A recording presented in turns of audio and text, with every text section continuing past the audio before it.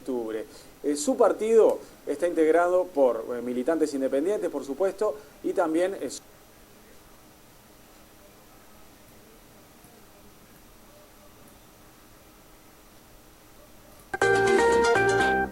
Gonzalo Abella es candidato a la presidencia por Unidad Popular para las elecciones nacionales de octubre.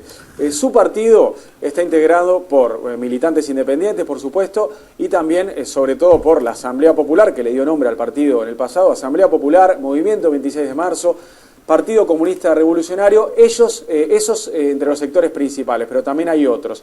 Y el candidato Gonzalo Abella nos visita hoy en el Observador TV. ¿Cómo le va, Gonzalo? Buen día. Muy bien, y pasa por mi memoria todos los grupos que integran, ¿no? Tenemos también, por ejemplo, al Grupo Avanzar, al Movimiento de Defensa de los Jubilados, y al Partido Humanista, que es muy interesante porque no viene de la historia del Frente Amplio, son gente fundamentalmente joven que viene del movimiento social y de la preocupación ambiental, lo cual hace de Unidad Popular, junto a los que ya andábamos orejanos, una fuerza interesante que de alguna manera refleja esa diversidad maravillosa de nuestro continente en el pequeño extracto de lo que es la Unidad Popular. Abella, ¿cómo se hace una campaña sin plata?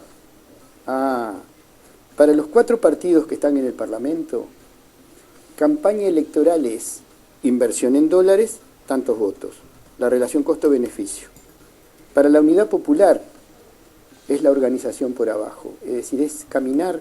¿Sabes cuál podría ser el modelo si vos agarrás la Biblia en el Nuevo Testamento, el libro Hechos de los Apóstoles, después de la muerte de Jesús? El caminar con la buena nueva, con las sandalias puestas y lo que tenés arriba, alojándote en casas de familias, yendo, en ese momento yendo a Roma, ¿no? Que era donde estaba el martirio, por supuesto, nosotros no somos tan grandilocuentes, pero es el espíritu que nos guía, es decir, el caminar, el andar en ómnibus de línea, el conversar, compartir las madrugadas con la gente más humilde y compartir la esperanza con la gente que sabe cómo hacer las cosas, que a veces no son solo los académicos, a veces es gente muy sencilla. Por ejemplo, en su última ida al interior, ¿dónde se quedó usted? Por ejemplo, estuve en una casa, primero en una casa en Fray Bentos, donde me alojaron, donde me dieron de comer, como hacen siempre, ¿no? No viajo con mi compañero de fórmula, porque no hay plata para los dos, para el ómnibus de línea, pero somos inmensamente ricos en el calor que nos recibe la gente. Y ahí llega un hombre, entra a la casa donde estábamos reunidos, puertas abiertas, como por suerte todavía en algunos lugares del interior se puede. Un hombre, digo, este hombre es peón rural, pero endomingado, ¿no? Alpargatas nuevas, no, era un ingeniero agrónomo joven, de esos que aman la tierra, ¿no? Y viste, en sus pilchas son su identidad.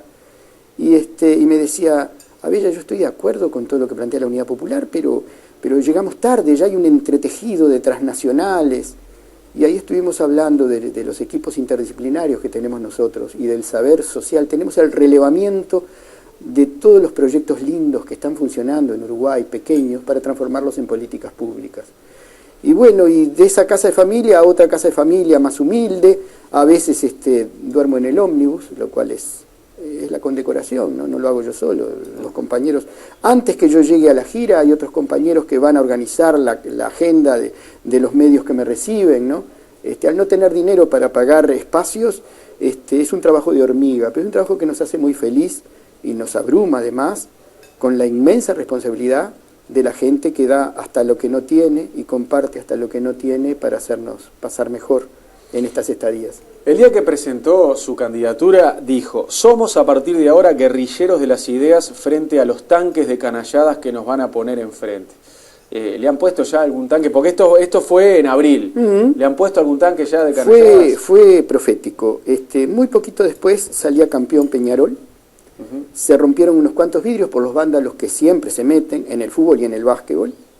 Y el ministro Bonomi insinuó que eran grupos organizados radicales, a lo que inmediatamente el país... Esto fue en abril del año pasado, 2013. Claro, te estoy hablando, esa profecía que hicimos, entonces después a los poco tiempo Peñarol campeón, el ministro dice eso, inmediatamente el diario El País dice: de altas fuentes policiales se anuncia que se está investigando a los dirigentes de la Unidad Popular. Hicimos una conferencia de prensa a lo que no fue ningún canal oficial, hicimos una denuncia penal contra el diario El País y contra el ministerio, y no tuvimos ninguna suerte, pero paró la cosa por ahí. El daño estaba hecho, ¿no? Porque vos después llegás a Curtiseiras y dices, pero este no era el que el ministro dijo que andaba tirando piedras. El veneno fue tirado, pero ellos usaron después otra estrategia, el muro del silencio. No existimos. Y yo te digo, tú podrías investigarlo como periodista. Desgraciadamente, 1 de cada 3 orientales ni siquiera sabe que Unidad Popular existe. Y nosotros le decimos a la ciudadanía, ejerzan su derecho a conocer cuáles son nuestras propuestas antes de emitir el voto en octubre. Ya se está acostumbrando a decirle Unidad Popular, ¿no? Porque el partido era la Asamblea Popular y ahora ya adoptó la costumbre. Sí, porque ¿qué pasa? Es decir, se nos han sumado pequeños grupos, sí, es decir, en el interior sobre todo, que no tienen que ver con aquel embrión que fue la Asamblea Popular. Técnicamente, nuestras listas van a decir todas arriba, Partido Asamblea Popular, porque es el lema registrado ante la Costa. Pero necesitamos la unificación. La propia diversidad de partidos generaba una diversidad de banderas que no nos hacía reconocibles. Usar el rojiverde, ¿no?, que nosotros decimos de alguna manera, el amanecer sobre la tierra que juramos defender. Eso que es sagrado para nosotros, el rojo y verde, pasa a ser los colores, y la Unidad Popular, nuestra señal de identidad. Bien, anduvo bien en junio, ¿no?, en la elección primaria, cerca de 5.000 votos. Sí, superamos al Partido Independiente, por ejemplo. Eso no nos sorprendió, habíamos trabajado para eso, y para nosotros era la única evaluación en cantidad de cómo estábamos creciendo, ya que en las encuestas tomaron la fea costumbre de ponernos en otros, lo cual le impedía a la ciudadanía incluso saber que existíamos. Aún así, ahora no pueden llamarnos otros, porque al superar al Partido Independiente en votos en la última interna, demostramos que existimos. Para nosotros fue extraordinario, porque además a nosotros mismos nos explicó dónde existimos. Y una cosa que desde el punto de vista de un partido que tiene en la organización de base su única fuerza, saber la relación militantes-votantes para medir el grado de inserción y dónde estamos trabajando mejor. ¿Cuáles son las principales propuestas del partido? En primer lugar, la Unidad Popular no reemplaza las distintas líneas de los grupos que, como tú decías, del 26 de marzo, que viene del marxismo-leninismo, el PCR también, el Partido Humanista, que viene de una posición budista de la paz y de la no violencia. No, la Unidad Popular es un programa que construimos y que nos recrea como seres humanos en torno a esa bandera artiguista del programa. Primer elemento, soberanía de la patria. Frente a un proyecto de país y de Estado que se pone de rodillas ante las transnacionales, soberanía de la patria significa no cerrarnos al mercado internacional, pero negociar de igual a igual en función del recurso central que nosotros tenemos para negociar. La producción de alimentos orgánicos, la producción de alimentos sanos, de ganadería de suelo, todo lo que nosotros podemos tener para no tener que poner a lo menos el país en remate, que es el proyecto común, poner el país en remate, de los 4 partidos con representación parlamentaria. ¿Cómo es su propuesta de estatizar la banca? Para nosotros hay un programa máximo y un programa mínimo. El programa mínimo son aquellos proyectos de ley que se pueden efectuar en el marco de esta Constitución y en el marco de esta realidad económica que estamos dando, sin que nadie quede sin empleo, sin que nadie tenga la catástrofe de un giro de 180 grados.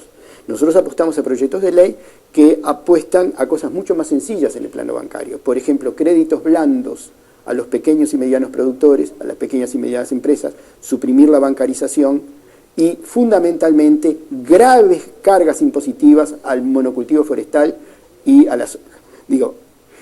para cosas tan grandes y tan imprescindibles como la nacionalización de la banca, necesitamos un nivel de movilización ciudadana que nos permita cambiar la Constitución. Entonces, una segunda fase. Para nosotros, si tú lees el programa, que es mucho más extendido que la plataforma electoral, vas a ver que el programa plantea medidas tendientes a crear las condiciones para la nacionalización de la banca. O sea, estamos lejos de eso. La historia a veces da saltos tan sorprendentes, que eso lo decía, eso lo decía el viejo Marx. Después nos sorprendimos, hablaba de la Comuna de París, de las señales que tuvimos y no las supimos interpretar. Así que usted para hoy, frente amplistas, colorados, blancos e independientes, ¿son todo lo mismo? Frente amplistas, blancos, colorados, independientes, tienen la maravillosa condición de ser parte del pueblo oriental. Yo me refiero a las cúpulas. Y las cúpulas, desgraciadamente, se van pareciendo cada vez más, en la medida que el doctor Tabaré Vázquez y Astori adoptan una política neoliberal en lo financiero y en lo económico. los frente amplistas de base, los frente amplistas de a pie, son nuestros hermanos de sueños, son nuestros hermanos de duelos, y a veces discrepamos con ellos en una sola cosa.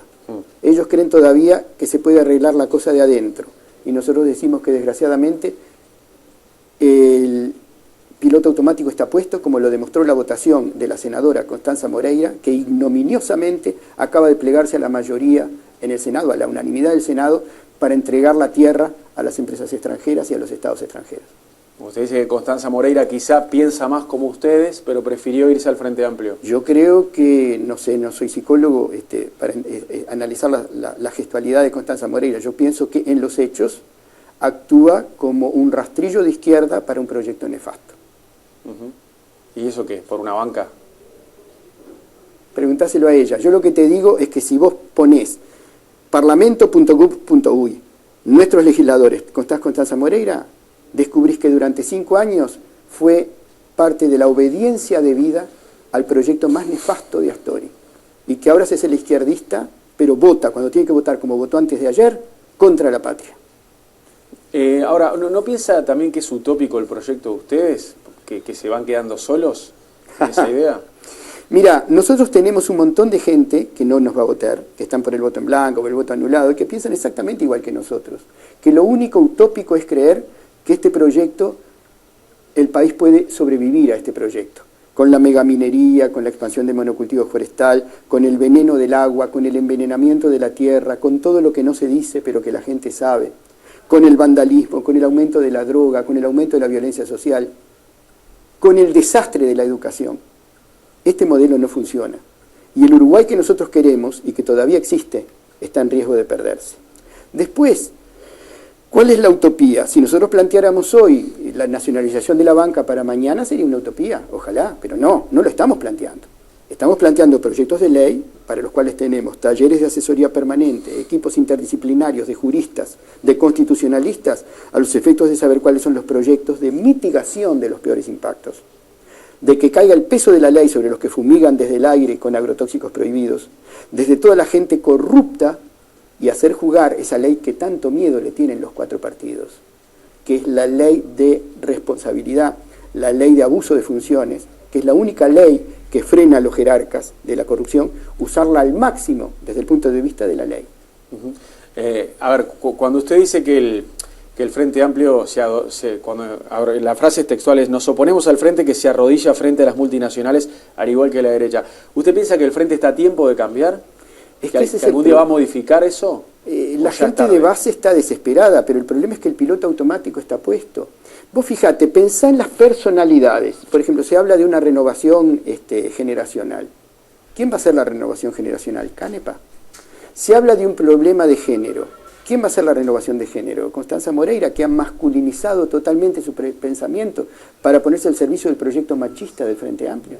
Entonces, a ver... Sendik es la renovación también, la más notoria. Bueno, Sendik tendría que estar preso, porque solo el hecho de haber aceptado los cheques sin fondo de Pluna para tapar los chanchullos de Pluna, arruinando a ANCAP, significa que por abuso de funciones hizo algo mucho más grave que Zimmer. El pobre Zimmer la ligó, no es santo de mi devoción, Y Sendik sigue impune. No, Sendik tiene que estar preso, Raúl Fernando Sendik, y doble pena por el apellido que lleva. Que tendría que haberlo honrado un poco más. Raúl Fernando Sendik tiene que estar preso. Abella, cuando estuvo acá el candidato a la presidencia por el Partido de los Trabajadores, le preguntamos por qué no se unía con ustedes y también con el PERI de César Vega. Y él me decía que presentó un proyecto a la Unidad Popular para integrarse bajo el lema Unidad Popular y se lo bocharon, que ustedes lo rechazaron. Rafael, que yo lo conozco y lo aprecio, es pícaro. Él sabe que cuando estábamos ya de lleno, nunca habían planteado nada, nos habían tirado con Tribuna de los Trabajadores. Vos podés revisar Tribuna de los Trabajadores para atrás, que es el periódico que sacan ellos por internet, para ver qué decían de la Unidad Popular. No. En abril, cuando ya estábamos de lleno en la campaña por las internas, nos propone, sabiendo que para incorporar un nuevo elemento por el respeto a la propia Constitución democrática de la Unidad Popular, necesitábamos un plenario nacional de gente de Bella Unión, de Rocha, traer a toda esa gente para aprobar cuando estábamos de lleno en las internas. Entonces yo le dije a Rafael, pero Rafael, me llamó primero a mí, porque además nos conocemos y yo lo aprecio. Le digo, Rafael, ¿por qué no lo dijiste 2 meses antes? Bueno, es que mi interna tampoco es fácil, dijo. Con el PERI es diferente. O sea, que con el PT no se fusionaron por el simple hecho de que fue tarde la propuesta. Sí, y mirá que yo no atribuyo intenciones, pero si la propuesta hubiera sido antes, nos hubiera permitido un debate en el órgano democrático de la Unidad Popular, que no es la convención, esa que nos imponen, son los plenarios nacionales, que bastante caro nos sale además ser democráticos, porque a muchos compañeros hay que pagarle el viaje, la comida de olla es lo de menos. ¿Y con el PERI de César Vega? No, es distinto. Con el PERI él estaba dispuesto, nosotros estábamos dispuestos, y a él su propia interna se lo vetó. Es decir, nosotros con la única discrepancia que tú sabes que tenemos con Vega es que Vega cree que la ecología puede defenderse por sí misma, y nosotros creemos que sin un montón de diques de contención que tienen que ver con la reforma agraria y con otra serie de leyes que tienen que ver hasta con el Estado y los bancos, es utópico lo de Vega. Para nosotros la defensa de la tierra es sagrada, es esencial, pero la vemos más articulada a nuestros equipos interdisciplinarios, que él no los tiene. Abella, ¿cómo se imagina en el Parlamento usted? ¿Cómo se imagina como diputado? A ver, va a haber 6 listas en Unidad Popular, porque la diversidad nuestra, nosotros tenemos un solo programa, y a esta altura yo que conozco a más o menos quién va a ser cada uno de los 6 listas, me es absolutamente irrelevante quiénes van a ser los diputados, porque están rígidamente definidos por una cosa muy clara. Pero por la lista de Asamblea Popular va usted primero en la Cámara de Diputados, ¿no? No creo, va a haber 6 listas, todavía no se armaron las listas, pero va a haber 6 listas diferentes, con candidatos diferentes dentro de la Unidad Popular. Porque hay que entender lo que la Unidad Popular es y lo que la Unidad Popular no es.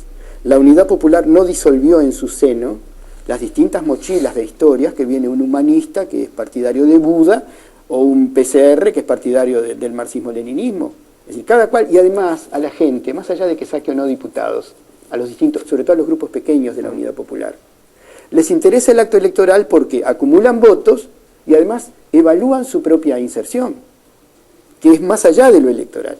Ahora, en esas listas, un diputado de la Unidad Popular es ante todo una persona que tiene 6 atributos fundamentales. En primer lugar, sabe que su autoridad emana de la ciudadanía y cesa ante su presencia soberana, puede ser removible, éticamente removible al mes.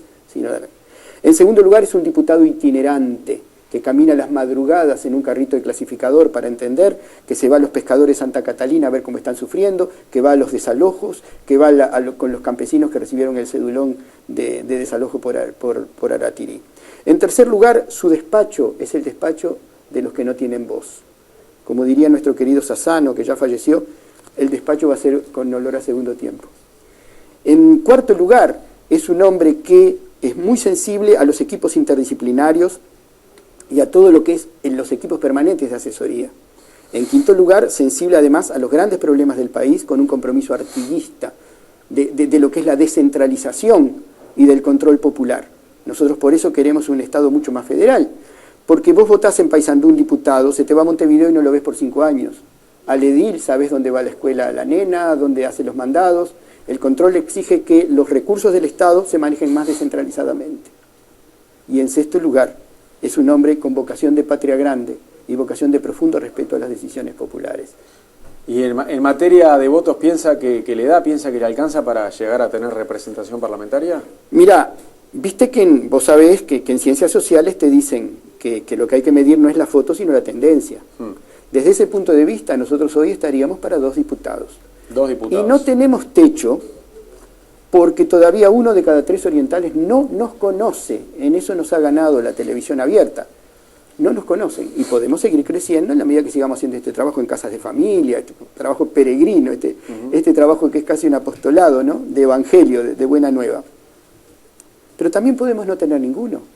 Porque en todas las casas del Uruguay puede estar el Sagrado Corazón de Jesús, puede estar San Jorge con el dragón, puede estar Yemanjá, puede estar la foto de un jugador de Peñarol, pero en todas ellas hay un pequeño altar, en el lugar más visible de la casa, al que todos le rinden devoción, que es la televisión. Y en la televisión nosotros no vamos a estar. Y va a haber una campaña muy inteligente de sensibilización, de motivación, de manipulación.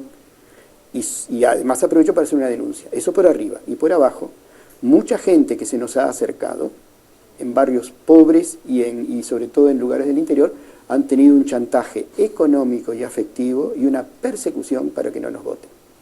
¿Así qué tipo de persecución o de chantaje?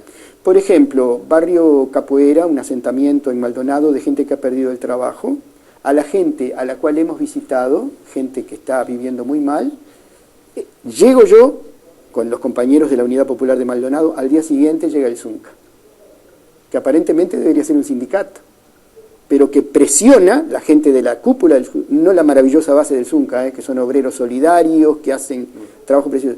La cúpula local del Zunca presiona para que vayan a la reunión. Y yo le dije a un salteño que vive en Capoeira, digo, mirá, es tu familia, las chapas te las consigue el Zunca, yo no te las consigo. Si tenés que poner una banderita del Frente Amplio para conseguir ventajas en este sistema clientelista, poné una bandera del Frente Amplio. Después, el día de las elecciones, en el cuarto secreto están vos y tu conciencia. Y me dice este hombre, Gonzalo, lo tengo claro. Bueno, yo no puedo dar nombres, pero la presión que se hace sobre alguna gente que llorando nos dice, yo no voy más a las reuniones, Gonzalo, porque yo dependo de la Intendencia. O te dicen, yo dependo del Mides, estoy gestionando. Todo ese clientelismo asqueroso que hay, en los pueblos chicos sobre todo, hay una presión para que no se nos vote. Y el silencio por arriba. En la última encuesta de intención de voto de Factum aparecen ustedes con el 1%, y eso es bastante alentador, ¿no? Porque hasta ahora eran siempre los 4 partidos con representación parlamentaria y después aparecía el grupo de otros, ¿no? Otros tanto por ciento, pero en esa aparece Unidad Popular 1%. Lo recibió, me imagino, con optimismo eso, ¿no? Nosotros leemos con mucha atención las encuestas, porque a pesar que nos han manipulado en contra, las encuestas son elementos científicos de medición. Siempre el margen de error es de más menos 3. O sea que si a nosotros se nos da el 1, podemos estar en el 4, podemos estar en el menos 2. Claro. O sea que nadie nos quiera votar y además nos quieran pegar. O sea, el 1 significa eso. Si tú medís las diferencias de Factum en relación a la intención de voto de Tabaré y de la calle, vos ves que esa es la oscilación. Pero sin embargo nosotros lo que medimos sobre todo es la tendencia. Y la tendencia nos da que estamos creciendo. Sí, y usted decía que tienen chance de llegar a tener 2 diputados. Eso después, o sea, a ver, después se decide dentro de la Unidad Popular qué lista sumó más votos, a ver quién entra a la Cámara Baja. Pero usted cree que, a ver, ¿usted se imagina en la Cámara Baja trabajando como diputado? Más allá de que me dijo recién de que eso se verá, hay muchas listas. ¿Se imagina? Yo me imagino como presidente. Porque, ¿qué pasa? A mí había un cura muy querido, un hombre de Cantegril, ¿no?, que me decía, Gonzalo, los milagros existen. Si no fueran raros, serían leyes sociales. Yo me imagino como presidente. ¿Y sabes por qué? Yo soy maestro, estudié ciencias sociales, pero saber en el siglo XXI es saber a quién recurrir. Si Mujica no hubiera estado mal aconsejado, yo creo que hubiera hecho un gobierno más digno. A él lo empujaron a hacer cosas a favor de las transnacionales y dime con quién andas y te diré quién eres. ¿Y quién lo empujó? Astori. Es decir, la cúpula del frente que piensa. Mujica es más corazón que pensamiento, y la gente que es más pensamiento que corazón, y cuya verdadera patria son las transnacionales, es decir, impusieron una línea económica que es una barrera de hierro. Y en un eventual balotaje entre Vázquez y Lacalle Pou, que es lo más probable, ¿a quién vota usted? Mira, nosotros tenemos en la Unidad Popular una bandera sagrada, porque el dolor del frente nos vacunó. Y esa bandera sagrada es la ética. Por encima de izquierda, de derecha, nosotros sabemos que cada persona que nos representa es capaz de pintar un muro en la madrugada y de limpiar el water del local y de cambiar la toalla. Esos son nuestros representantes. Y los probamos, es decir, no ponemos a cualquiera en las listas. Desde ese punto de vista, la posición de la mayoría de los representantes de la dirección de la Unidad Popular, en noviembre no votamos corrupción. No votamos derecha, pero tampoco votamos corrupción. Pero la base de la Unidad Popular es tan diversa que no me van a pedir consejos sobre qué hacer en noviembre. Volviendo al escenario de una Unidad Popular con representación parlamentaria, el Partido Independiente siempre apostó a ser independiente en el Parlamento, por lo menos, ¿no? Vota a conciencia algunas cosas, otras. ¿Ustedes cómo serían? ¿Terminarían negociando en algunas cosas con la bancada del Frente Amplio? Mira, nosotros somos kamikazes del programa. Nosotros vamos a poner proyectos de ley muy sensatos, muy responsables y, si querés, moderaditos. a los efectos de demostrar que se puede y después ir a más. Si nosotros queremos votar ABC, porque además los proyectos son íntegros, ¿viste? Vos tenés que hablar de la tierra, pero tenés que contemplar lo legislativo, tenés que contemplar un montón de lo económico, lo financiero. Vos tenés un proyecto ABC. Y alguien viene y me palmea el hombro y me dice, che, qué lindo, yo te voto B, votame H. Esa negociación no ABC. corre. Yo negocio con la gente que me eligió y con el grupo político y con el equipo transdisciplinario, es decir, con el cual trabajo. El programa no se negocia. Va a ser muy moderado al principio, pero no se negocia. No se negocia un ápice del programa. Ahora, si un diputado de otro partido vota ABC y se queda con la gloria, seremos los primeros en levantar la mano. Abella, muchas gracias por visitarnos hoy. No, gracias por estos espacios que para nosotros son extraordinarios.